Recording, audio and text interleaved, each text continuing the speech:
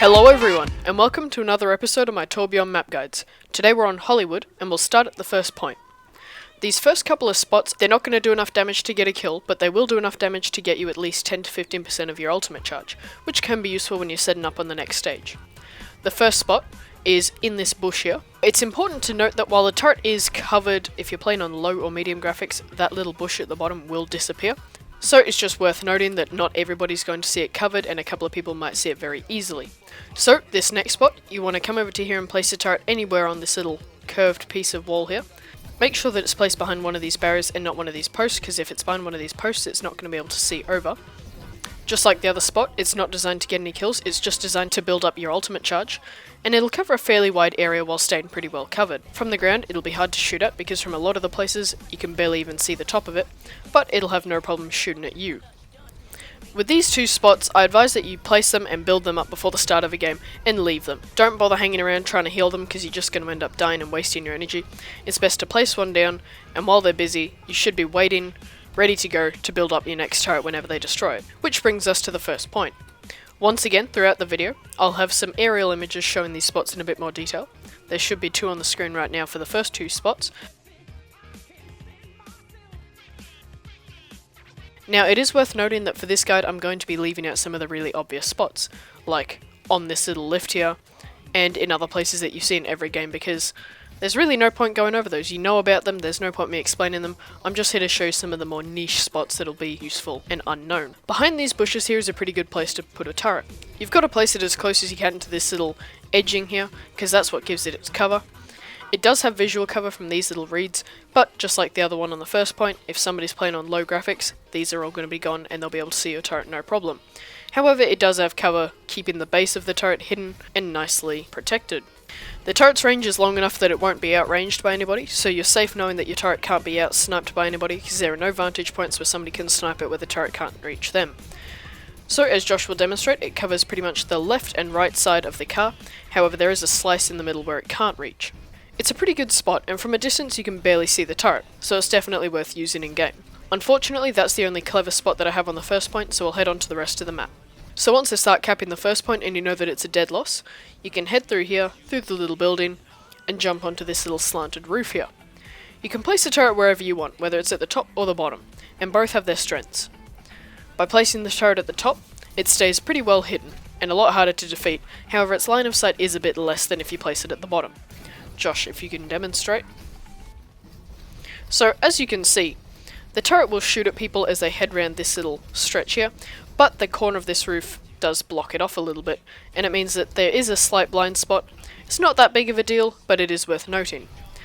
If you were to place a turret on the corner here, it's a lot more vulnerable to being shot, but it will cover this entire walkway area, pretty much all the way to the county jail over yonder.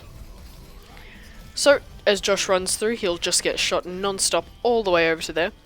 So this is a great spot for aerial denial, however it can be easily shot as people around this corner because it peeks out a little bit more. Just like that. This next spot, you're going to head over to this little corner here as you get onto the last bit of the first point, and you're going to place a turret and build it up in preparation for their final push.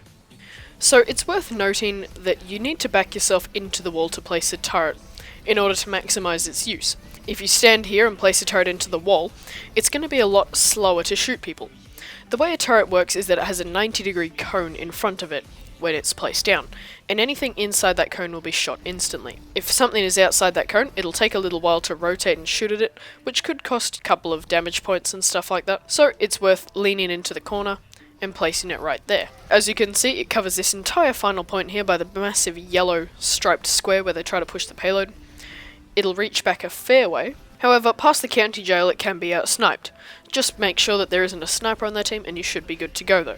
It will also cover this little passage down here, so you should be able to get any sneaky flankers, and people on the roofs will also have a bit of a nasty surprise to deal with. That's all for the regular spots in this first section. There'll be a couple of aerial images up on screen, and you can have a look at those while we prepare the next spot.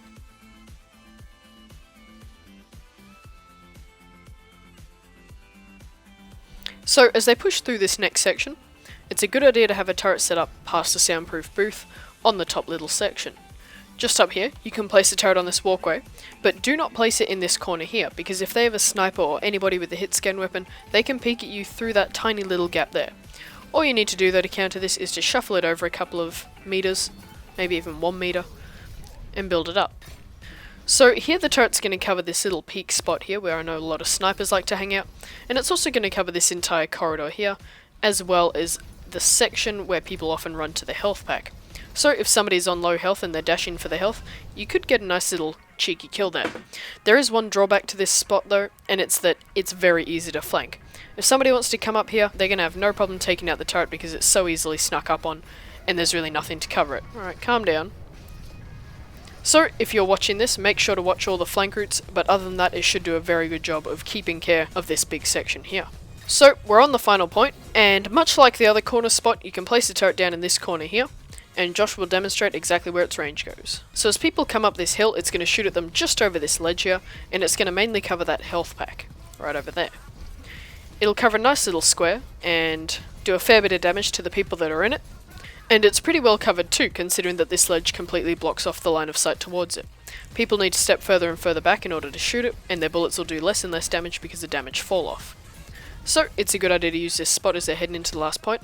Just make sure you have it set up before they actually start pushing, because it can be quite easy to find yourself getting killed while people are all cramming their way through these doorways here.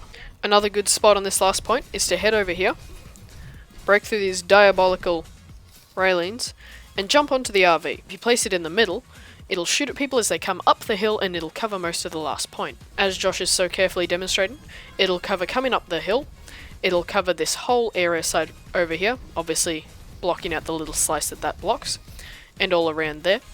It'll also cover on this side, and it'll also cover up here where I know a lot of attack bastions like to sit.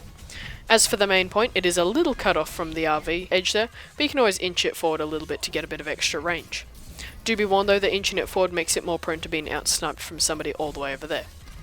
But it will cover a lot of the point, and it's a good spot all round.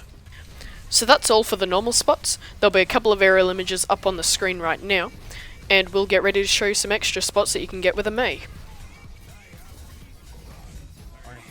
So these next couple of spots will require a friendly May to boost you up there. If you have a May on your team, it's a good idea to use these as much as you can, because they're going to do a lot of damage and they'll be a bit of a surprise to the enemy team. So, we can head up onto the county jail here. Thanks Josh for the super discreet lift me up. Can you move out of the way please? Oh! Getting a turret up on here is a great spot. So as Josh is demonstrating, it'll shoot at people kind of coming through there and onto that little barrow there. And it'll shoot at people as they're round this corner over here and covers this entire side of the last point. This sign here gives you excellent cover, where you can sit back and keep healing your turret if you want to be a little turtle Torbjorn. It's a good idea to use this spot, get a May to help you up here, and you'll be able to do a lot of damage. On to the next May spot. So as they push through these gates, there's a really useful May spot here. Getting boosted up onto one of these comets actually lets you place a turret on it. It is fairly vulnerable, but it's a bit of fun, and it will do a fair bit of damage actually. Its height advantage gives it good sight over all the obstacles that are normally used as cover, and it'll shoot at people in this entire area over here. Though, once people find it, it probably will disappear quite quickly, and you probably don't want to be stranded up there on the comet sitting there healing your turret. So, you might want to run out of the way pretty quickly, but it'll do a good job of shooting at people. There'll be a couple of aerial images up on screen showing these spots in a bit more detail. Check them out. And with that, we conclude this episode of our Torbjorn map guides. We hope you enjoyed it, and if you did enjoy it, give a like, subscribe if you haven't already. I've got a bunch of other guides on my channel, so you can go and check them out. Big thanks to Josh for helping me out demonstrate all these points. He's consistently an adequate partner to help in these videos. Also, you may have noticed that there's been a bit of a facelift on my channel, all my thumbnails have been redone. That's all thanks to the very artistically challenged World History. I think that's his channel name. Go check him out if you're into history videos, and how many of you are really going to be into history videos? I don't know, but if you are, go check him out. There'll be a video up on screen right now. I don't know, you can check him out. He does cool art stuff. If you want to check out some groovy Overwatch shirts, you can go to shirtwatch.com. They have some really cool designs, and I definitely recommend checking them out. You can use the code QUIN to get 5% off your purchase, so you've got a nice little discount there. This could be the last time that I'm actually advertising them, so if you want to get them, go get them now, because I might not have this deal up in the future. So, thank you all for watching. That's pretty much it for this episode, and I'll see you all next time. See ya!